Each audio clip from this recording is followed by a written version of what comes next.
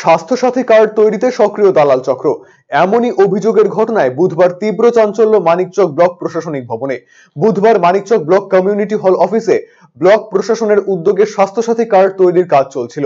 আর এখানেই সাধারণ মানুষের অভিযোগ, কিছু অসাধু মানুষজন 600 থেকে 700 টাকার বিনিময়ে সাথে সাথে স্বাস্থ্যসাথী কার্ড তৈরি করে দিচ্ছে। কারো যদি স্বাস্থ্যসাথী কার্ড না থাকে, টাকা দিলেই তৈরি হয়ে যাচ্ছে এই কার্ড। এমনই অভিযোগে তীব্র চাঞ্চল্যের সৃষ্টি হয়েছে।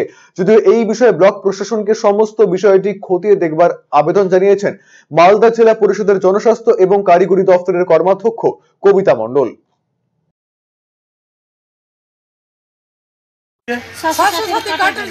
কোথায় এসেছিলেন? এইখানে ব্লকে। কি বললো ওখানে? বললো কি ওইখানে যাও, ওইখানে যা, ওইখানে যা। এইখানে গেলাম তো হবে না। কি জন্য হবে না বললো? বললো হবে না, টাকা ওই দালাল চাইছে। কি বলছে? কি 700 টাকা দেন আপনি হয়ে যাবে। 700 টাকা দিলে হয়ে যাবে? হ্যাঁ, আমি টাকা দিব না, প্রথমে কাজ করে দিবেন তারপরে আমি টাকা দিব। সবাইকে বলছি, 5-6 জনকে বলছি। হ্যাঁ, 700 টাকা দালাল চলছে তো, দালালই চলছে। না চললে তো এভাবে তো কাট হবে না।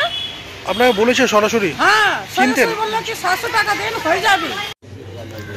স্বাস্থ্যসাথী কার্ড নিয়ে দালাল চক্র আমি বলতে পারবো না কে করছে। যদি সেটা আমি জানতে পারি তাহলে তো আমি প্রশাসনিকভাবে তার ব্যবস্থাটা নেব। এই ঘটনাগুলো অনেক সময় ঘটে থাকে যে প্রশাসন পর্যন্ত জানে না। অনেক ভুয়ো লোক সাধারণ মানুষকে ভুল বুঝিয়ে এই কাজগুলো করে থাকে। তো সেই কাজগুলো যদি ওরা করে থাকে, আমরা যদি তাদেরকে জানতে পারি, তাদের বিরুদ্ধে কিন্তু আমরা পদক্ষেপ নিই।